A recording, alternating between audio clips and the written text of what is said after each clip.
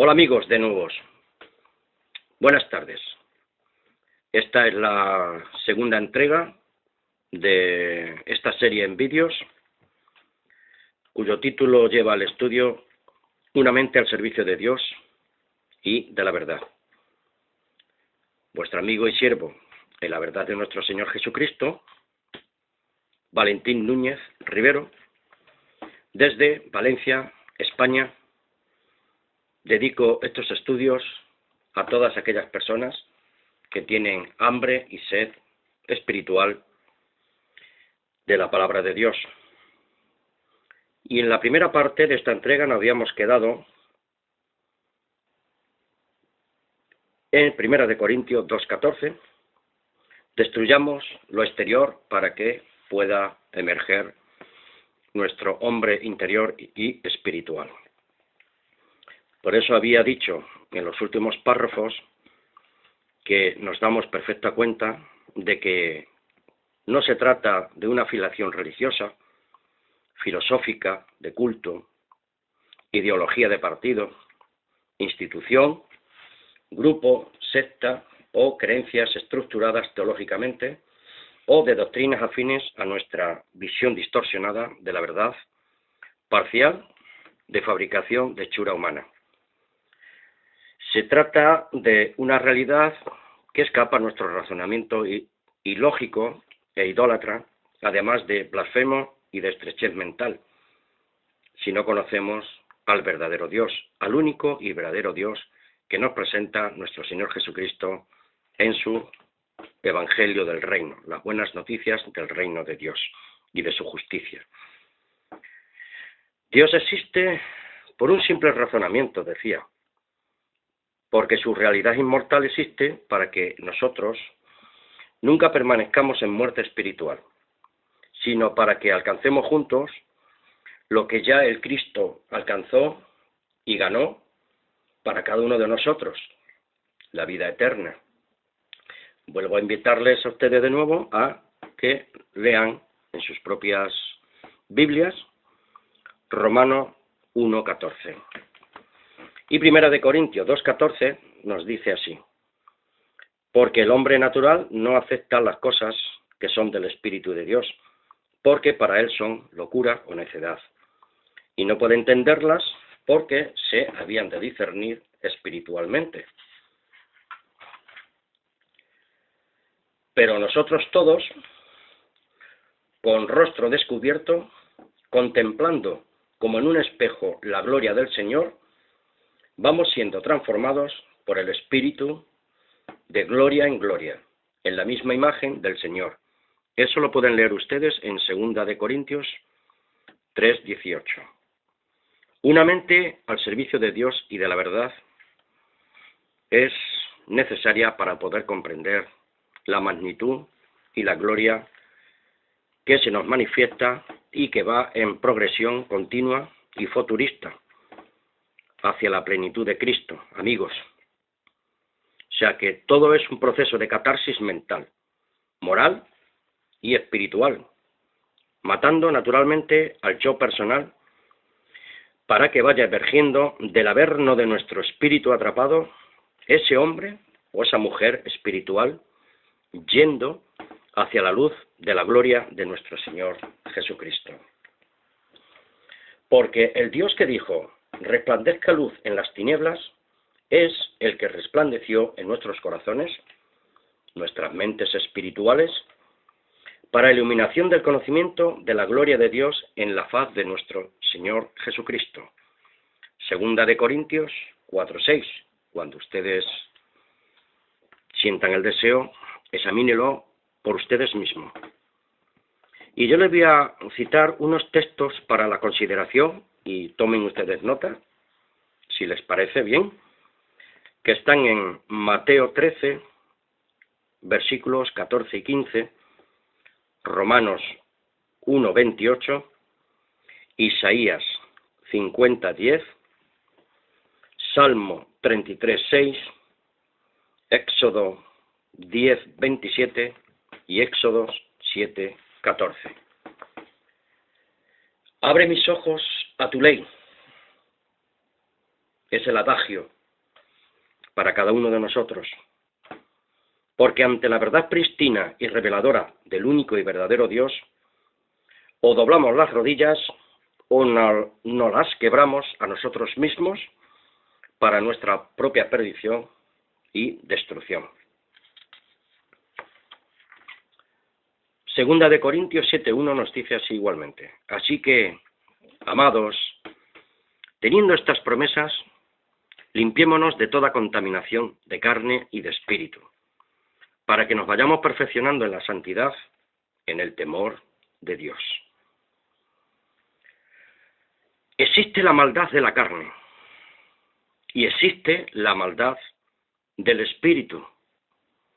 Tomen ustedes buena nota de estos textos que les voy a citar. Y a mí me gustaría que ustedes mismos los comprobaran, que están en Romanos 13:14, Primera de Pedro 2:11, Jeremías 17:9 y 10 y Jeremías 13:23. Engañoso es el corazón y perverso más que todas las cosas, ¿quién lo conocerá? Solo Jehová Dios, el que escudriña nuestros corazones y nuestras mentes y las intenciones de nuestras almas. Por eso dice el 13:23, ¿cómo vamos a hacer nosotros cosas buenas, habitando el mal en nosotros? ¿Podrá el etíope cambiar el color de la piel, o sus manchas el leopardo? Recuerden, 1 de Corintios 2:14, que el hombre natural no percibe y le son locura las cosas espirituales de Dios.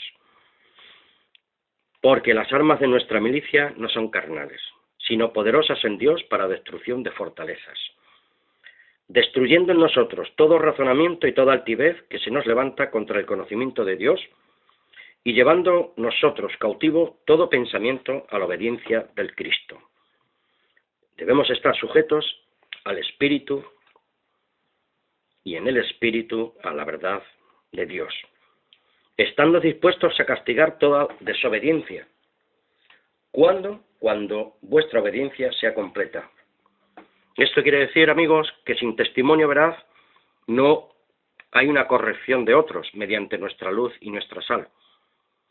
Un incorregible nunca puede dirigir u ordenar a otros a tomar ese cambio de postura. Este pasaje lo pueden ustedes encontrar, que les he leído hace un momento, en 2 de Corintios 10, del 4 al 6. Corríais bien. ¿Quién os estorbó para no ser persuadidos por la verdad? Gálatas 5:7. Una mente al servicio de Dios y de la verdad. Les recuerdo, amigos. Cuando vuestra obediencia sea completa. 2 de Corintios 16, lo he leído hace un momento.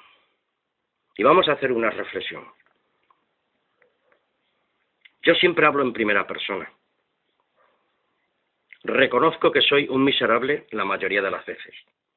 Y ciertamente, la mayoría de las ocasiones, me cuesta rectificar y pedir perdón a las personas cercanas, sobre todo en el ambiente familiar.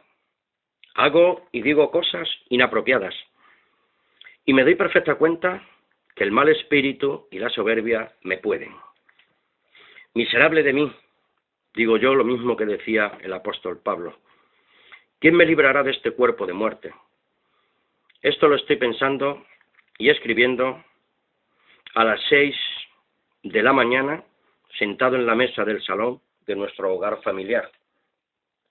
Esto hace ya unos días atrás, porque hoy es 21 de marzo, las 4 de la tarde, cuando les estoy presentando este nuevo vídeo. Han ocurrido algunas cosas desagradables y me he arrepentido contra todo y he dicho verdaderas burradas a mis seres queridos. No estoy pasando por un buen momento, me siento avergonzado y pienso que, como la gracia de Dios se aleja de mi vida, por causa de mi mal comportamiento. Este es el sentido y la aplicación personal para rectificar mis actitudes, mi mal obrar, disciplinar mi mente, mortificar mi carne, completar mi obediencia y apartarme de toda especie de mal, amigos. Qué terrible es el creerse uno justo y bueno, y la vanidad y el orgullo y la arrogancia nos arrastran a revolcarnos en nuestras miserias y violencias humanas. Los que presumimos tanto de ser creyentes, que enarbolamos la bandera de la religión y la fe, deberíamos persuadirnos del pecado que está a la puerta y que nuestra fragilidad humana nos arrastra al orgullo, pues de una falsa piedad y de una devoción de formas externas y acciones hipócritas y de cultos narcisistas a la personalidad. Si los hombres y las mujeres tuviéramos y tuvieran los mismos atributos, seríamos incapaces de que en nosotros se pudieran producir cambios perceptibles para obrar en justicia y correctamente. Nunca podríamos complementarnos y adquirir un carácter correcto a la medida y la plenitud de Dios. De igual forma, nunca dos hombres son iguales en todo. De igual forma, tampoco dos mujeres pueden ser idénticas en todo. Por lo tanto, es inadecuado o admisible poder aceptar, defender o justificar el hecho, por ejemplo, de la homosexualidad. En ningún sentido, ni por activas o por pasivas, es una depravación de la mente humana y perversión de la vida humana. Hay muchas luchas. La lucha interior del ser humano comienza en la región de la mente. Cuando nos damos cuenta de nuestra condición perversa y pecadora, la guerra espiritual avanza a pasos de gigantes. Necesito realmente del Espíritu de Dios para defenderme de los enemigos de mi alma atribulada y atrincherada en esos señuelos de la mentira que tanto acariciamos.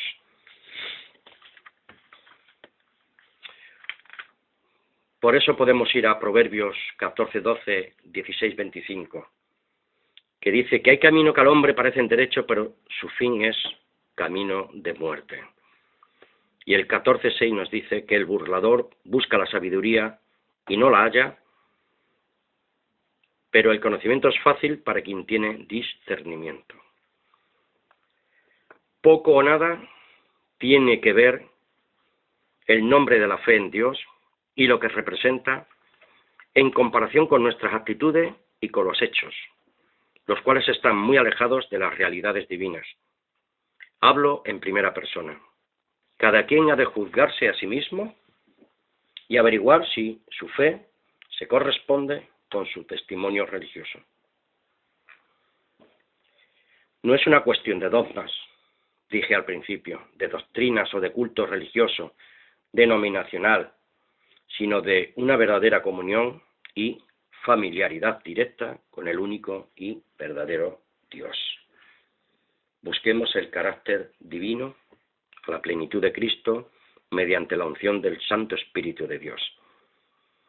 Vida eterna a los que perseverando en hacer el bien buscan gloria, honor e inmortalidad. Y aquí quiero decir que los seres humanos no tenemos alma inmortal. Podemos verlo en Romanos 2:7.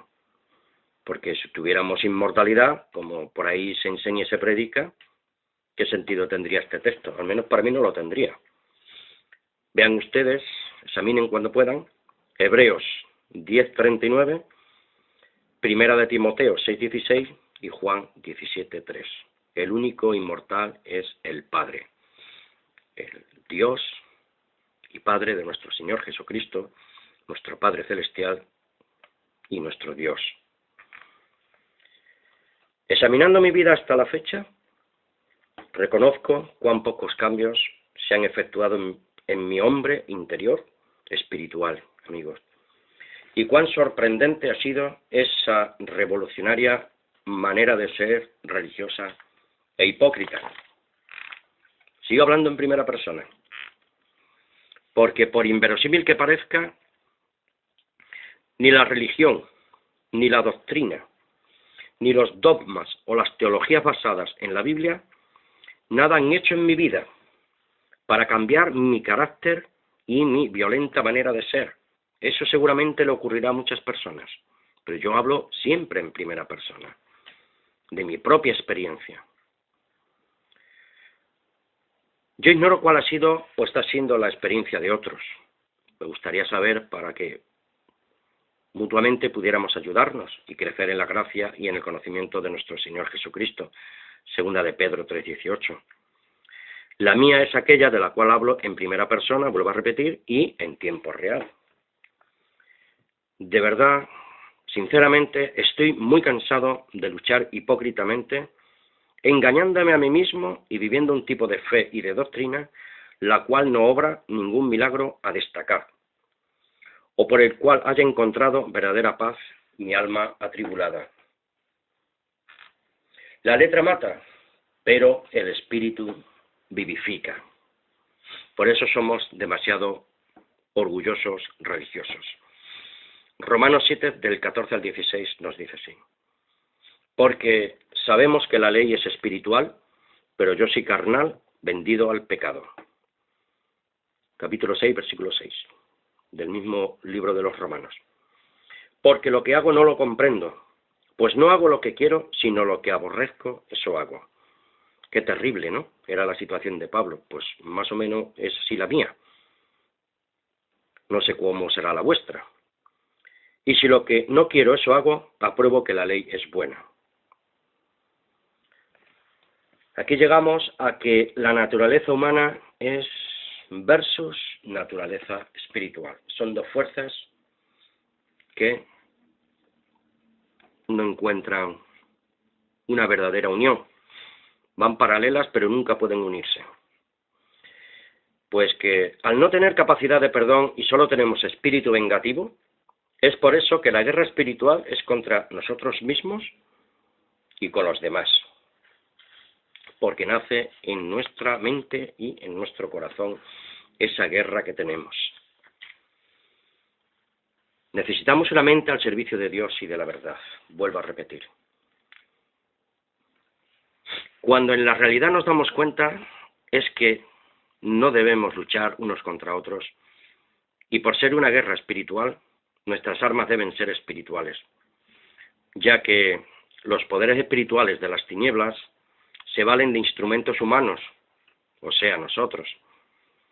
Por eso debemos buscar el discernimiento de espíritu, de Dios, para tener visión espiritual y poder enfrentarnos a estos problemas tan espinosos de la mente humana. Luchamos en 3 frentes de batalla, y por eso tenemos guerras internas en el centro de nuestra mente, ya sea carnal, sea espiritual. Punto número 1, contra el poder del mal. Punto número 2, contra el sistema del mundo. Punto número 3, contra la naturaleza humana de pecado. El que seas una persona creyente no te libra de estos poderes, amigo. No te equivoques.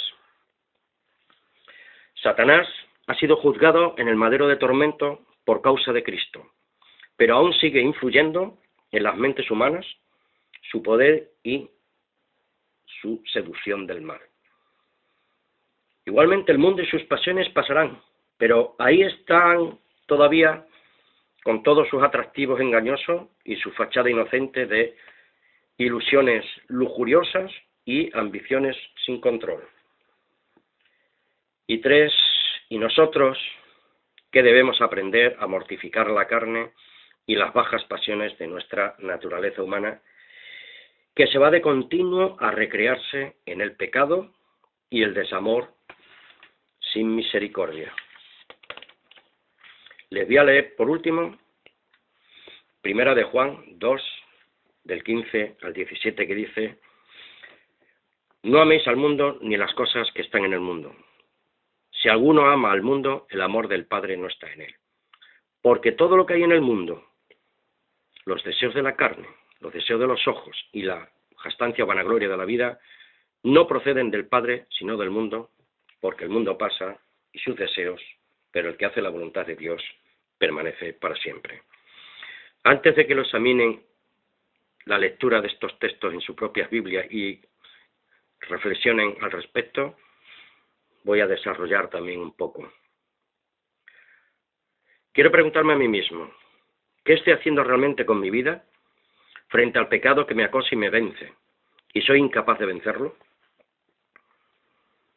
Soy totalmente impotente ante la fuerza arrolladora de la naturaleza humana, de maldad inherente y de pecado. Esto es una realidad. Llego a una conclusión. No hay nada en este mundo que pueda salvarme de las malas influencias y de las debilidades humanas. Tengo que morir literalmente.